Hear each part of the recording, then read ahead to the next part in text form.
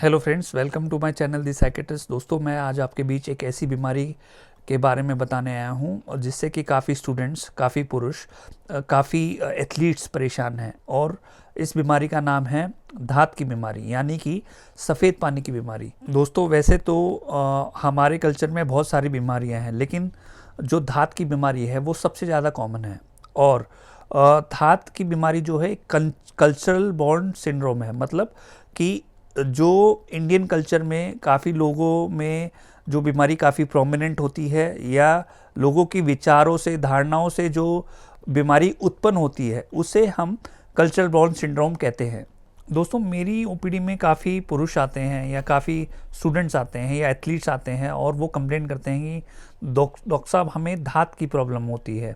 तो जब मैं उनसे पूछता हूँ धात की प्रॉब्लम मतलब, वो कहते हैं डॉक्टर साहब, हमारा जो, जब भी हम एथलीट्स बताते हैं कि जब भी वो रनिंग करते हैं तो उनका जो वीर्य है वो चिप चिप करके निकलता है। स्टूडेंट्स बताते हैं कि डॉक्टर साहब, हम जब ज़्यादा मास्टरबेशन कर लेते हैं तो उनकी धात की प्रॉब्लम हो जाती है, उनके लिंग से वीर्य टपकता रहता है। और पुरुष कहते हैं कि जब भी वो पेशाब करते हैं तो उन पेशाब करते वक्त उनके पेशाब में से कुछ सफ़ेद सफ़ेद सा टपकता रहता है, जिसकी वजह से उनको भूख नहीं लगती है, उनके शरीर में ताकत नहीं रहती है। वो कंप्लेंट करते हैं कि उनमें, उनकी बॉडी में काफ़ी वीकनेस हो जाती है। उसकी वजह से क्या होता है, काफ़ी स्टूडेंट्स में एंजाइटी भी ट्रिगर होने की शिकायतें होती हैं। और कुछ कुछ पुरुष तो इस धात की बीमारी से इतना परेशान होते हैं कि उसके बारे में दिन भर सोच सोच कर ही डिप्रेशन का भी शिकार हो जाते हैं। दोस्तों, कुछ पेशेंट्स तो इतने घबरा जाते हैं, इतने डर जाते हैं कि उनमें ऐसी बिलीफ बन जाती है, और वो बार बार एक रीअश्योरेंस सीख करते हैं मुझसे कि डॉक्टर साहब, कहीं इस धात की वजह से हमारी शादी में कोई दिक्कत तो नहीं आएगी। वो पूछते हैं कि कहीं इस धात की बीमारी की वजह से वो नापुंसक तो नहीं हो जाएंगे, कहीं धात की वजह से उन्हें बच्चे करने में दिक्कत तो नहीं आएगी। काफ़ी स्टूडेंट्स मुझसे पूछते हैं कि डॉक्टर साहब, कहीं ये धात का कारण कोई हमारे मास्टरबेशन करने की वजह तो नहीं है, कहीं मास्टरबेशन करने की वजह से तो ये धात की बीमारी हम में से नहीं हो रही है, क्या ये कभी ठीक हो पाएगी कि नहीं हो पाएंगी। तो इतनी सारी धारणाएं होती हैं पेशेंट में, इतने सारे बिलीव्स होते हैं दोस्तों, जिसकी वजह से काफ़ी स्टूडेंट्स में, काफ़ी पुरुषों में उनका सेल्फ एस्टीम कम रहता है, उनका सेल्फ कॉन्फिडेंस बहुत ही कम रहता है। उनके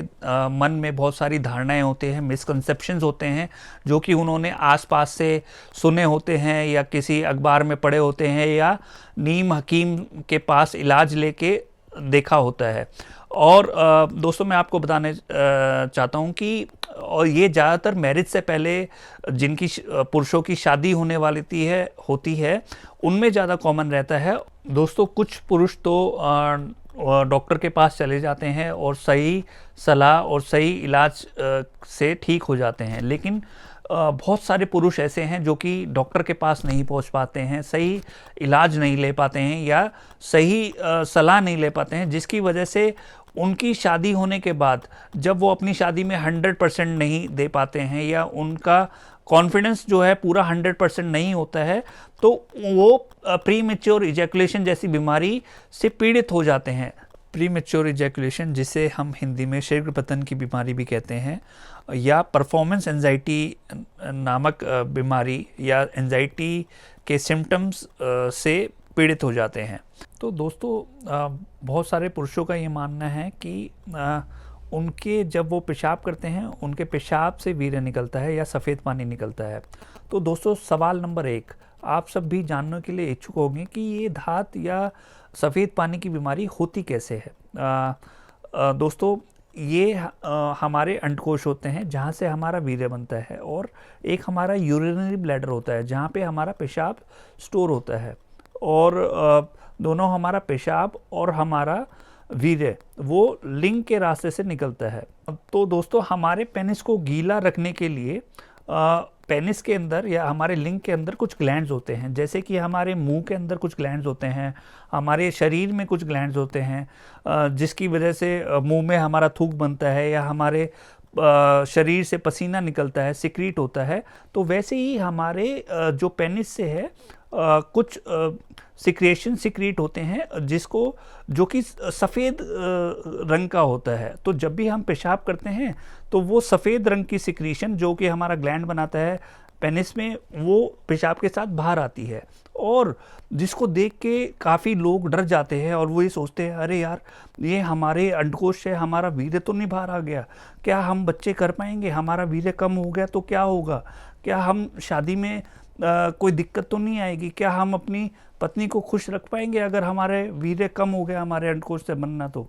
ये सारी धारणाएं बनी रहती हैं, जो कि बिल्कुल ऐसा नहीं होता है। दोस्तों मैं आपको बताना चाहता हूं कि जब भी हम पेशाब करते हैं तो हमारे अंडकोश का जो रास्ता है वो बंद हो जाता है और हमारा वीर्य नहीं निकलता है और हमारा सिर्फ पेशाब निकलता है। और वैसे ही जब हम सेक्सुअल इंटरकोर्स या कोई भी सेक्सुअल एक्टिविटी करते हैं अपने पार्टनर के साथ, तो हमारा पेशाब का रास्ता जो है वो बंद हो जाता है और सेक्स करते वक्त हमारा पेशाब नहीं निकलता है।